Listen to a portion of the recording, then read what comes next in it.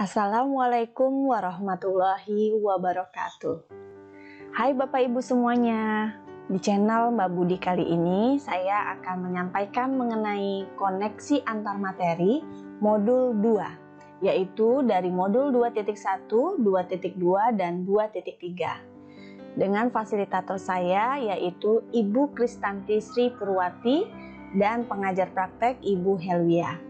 Saya sendiri adalah Budi Rahayu, guru SMA Negeri 61 Jakarta, calon guru penggerak Angkatan 7. Bapak Ibu sekalian, untuk tujuan pembelajaran khusus pada koneksi antar materi ini diharapkan CGP menyimpulkan dan menjelaskan keterkaitan materi yang diperoleh dan membuat refleksi berdasarkan pemahaman yang dibangun selama modul 2 dalam berbagai media.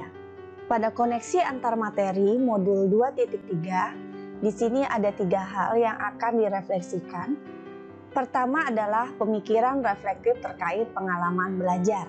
Yang kedua, analisis untuk implementasi dalam konteks CGP. Dan yang terakhir, membuat keterhubungan.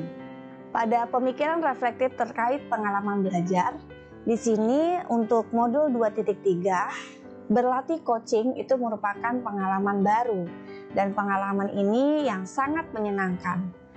Hal yang sudah baik berkaitan dengan keterlibatan diri dalam proses belajar, yaitu berlatih untuk menjadi pemimpin pembelajaran melalui coaching.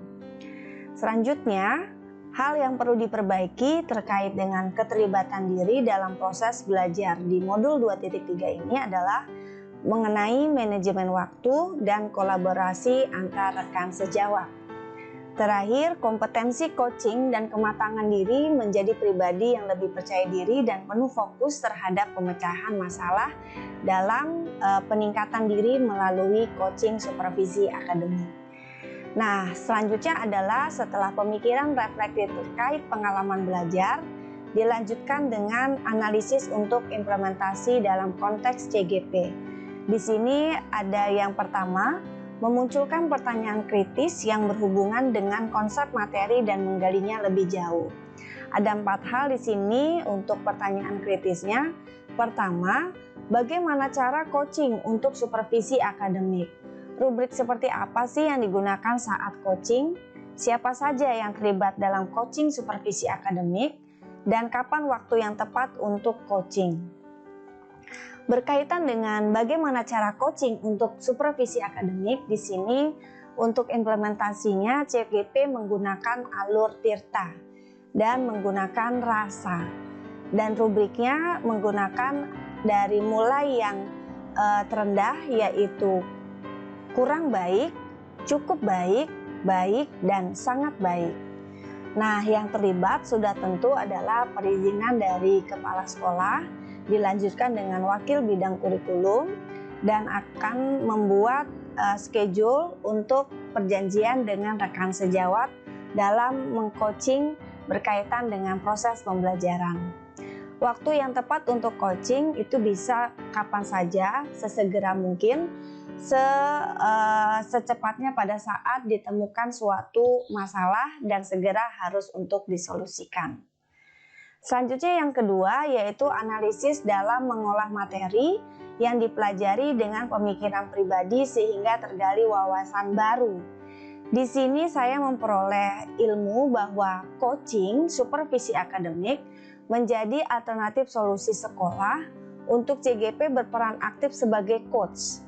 Sehingga dalam menghadapi masalah-masalah pembelajaran muncul untuk segera di coaching. Nantinya akan muncul motivasi intrinsik guru dalam perbaikan diri menjadi pemimpin pembelajaran dan komunitas pembelajar sepanjang hayat. Selanjutnya adalah berkaitan mengenai tantangan dan alternatif solusi dalam implementasi yang ada di sekolah. Sebetulnya banyak temuan masalah terkait proses pembelajaran yang kita lalui melalui supervisi kelas. Bisa berkaitan dengan pengelolaan kelas, bisa berkaitan dengan hasil belajar, dan bisa juga temuan peserta didik yang kurang disiplin dalam proses pembelajarannya. Nah, di sini belum terbiasa ditangani dengan coaching dan apalagi dengan teknik Tirta. Karenanya ini sebuah tantangan ketika ada sebuah kasus supervisi kelas lalu bisa ditangani selanjutnya dengan coaching teknik Tirta, yaitu menentukan tujuan, identifikasi masalah, rencana aksi apa saja yang akan disolusikan, dan tanggung jawab atau komitmen yang akan dibuat terkait dengan temuan masalah dari supervisi kelas tersebut.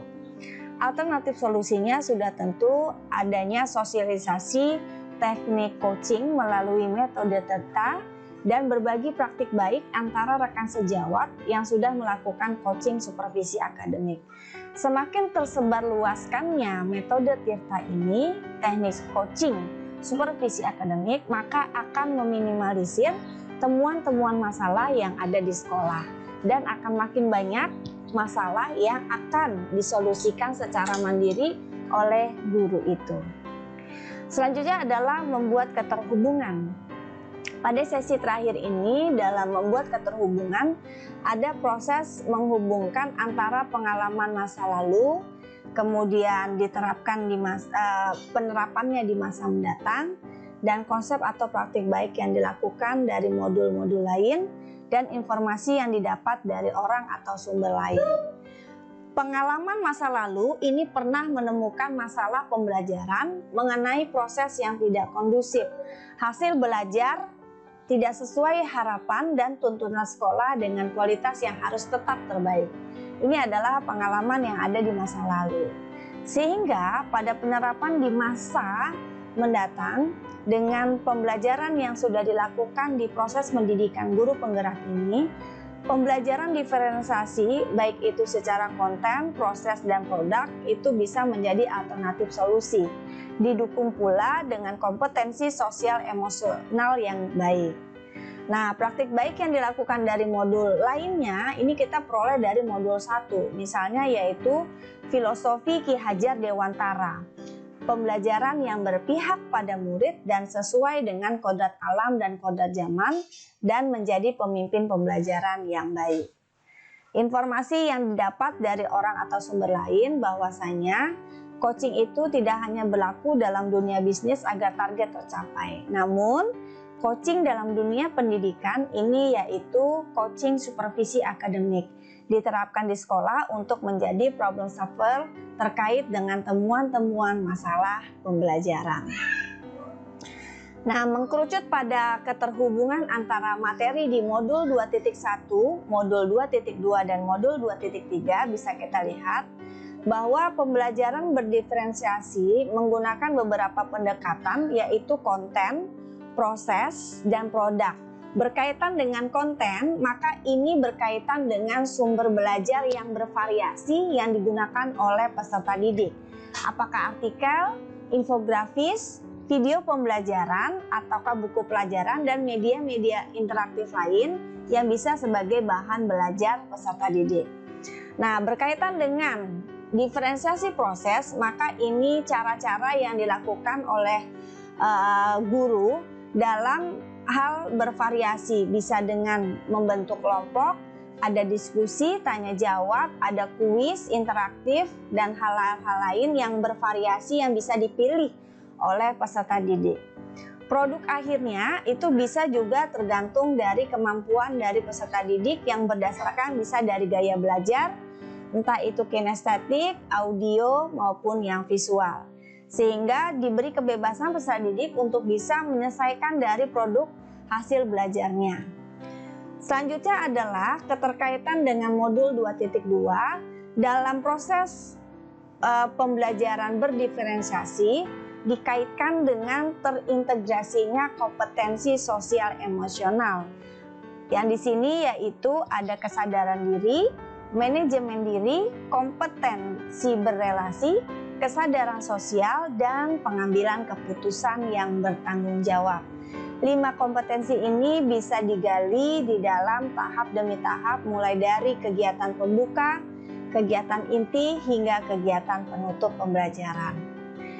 Sehingga jika dikaitkan dengan modul 2.3 yaitu coaching untuk supervisi akademik, bahwasanya Prinsip dan paradigma berpikir coaching itu dapat membuat proses supervisi akademik yang fokus kepada pemberdayaan untuk mengembangkan kompetensi diri dan kemandirian guru.